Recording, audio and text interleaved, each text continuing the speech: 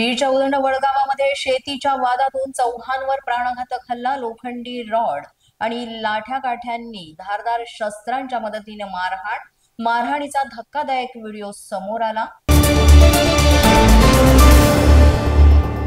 मेळघाटामध्ये बालमृत्यू आणि माता मृत्यूंचा तांडव सुरूच। गेल्या 24 तासात 4 बालकांचा मृत्यू तर एका मातेचाही मृत्यू झाल्याची घटना।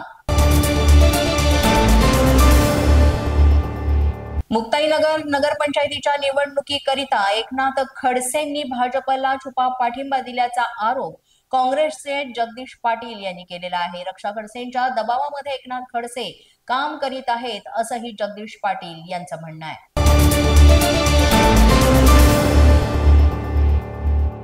कराड नगरपालिकेच्या 31 नगरसेवक पदांच्या जागांकरिता 330 जणांनी तर 22 जणांनी नगराध्यक्ष पदाकरिता अर्ज दाखल केलेत। तर मलकापूर नगर परिषदेच्या 22 नगरसेवक पदांच्या जागांकरिता 133 जणांनी तर 15 जणांनी नगराध्यक्ष पदाकरिता अर्ज भरलेत।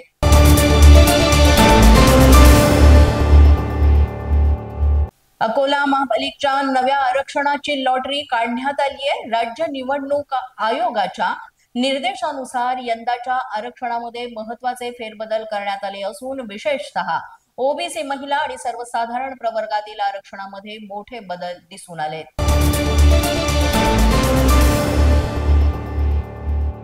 भाजप आमदार मंगेश चव्हाण आणि शिवसेना शिंदे गटाचे आमदार किशोर पाटील या दोन महायुतीच्या आमदारांमध्ये चांगलीच जुंपलेली पाहायला मिळाली। बजोरा आणि वडगाव या मतदारसंघांमध्ये भाजप आणि शिंदे गटातल्या शिवसेना या एकमेकांमध्ये उभ्या राहिल्या।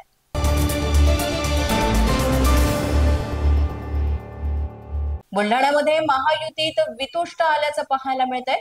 निवडणुकीमध्ये महायुती कायम राहावी यासाठी शेवटच्या क्षणापर्यंत प्रयत्न केला, केवळ नाक घासायचं बाकी राहिलंय, मात्र युती होऊ शकली नाही असं शिवसेनेचे आमदार संजय गायकवाड यांनी म्हटलंय।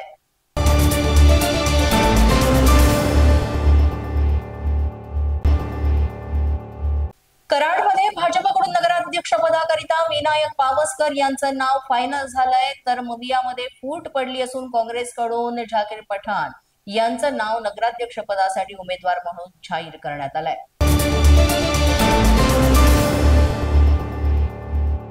येवला नगर परिषदेमध्ये अजित पवारांची राष्ट्रवादी काँग्रेस आणि भाजप यांची युती होऊन नगराध्यक्ष पद राष्ट्रवादी काँग्रेसच्या वाट्याला गेले। भुजबळ समर्थक राजेंद्र लोणारी यांनी नगराध्यक्ष पदासाठी उमेदवारी अर्ज दाखल केलाय।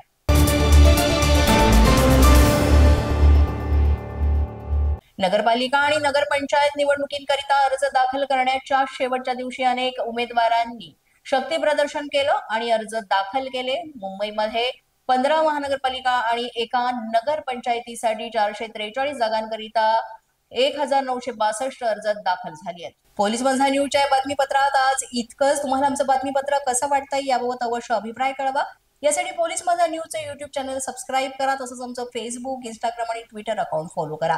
अधिक माहितीसाठी आमच्या www.policemazhanews.com या वेबसाईटला भेट द्या। आमचे अधिकृत प्रतिनिधी व्हायचे असेल तर स्क्रीनवर दिलेल्या क्रमांकांवर आज संपर्क साधा।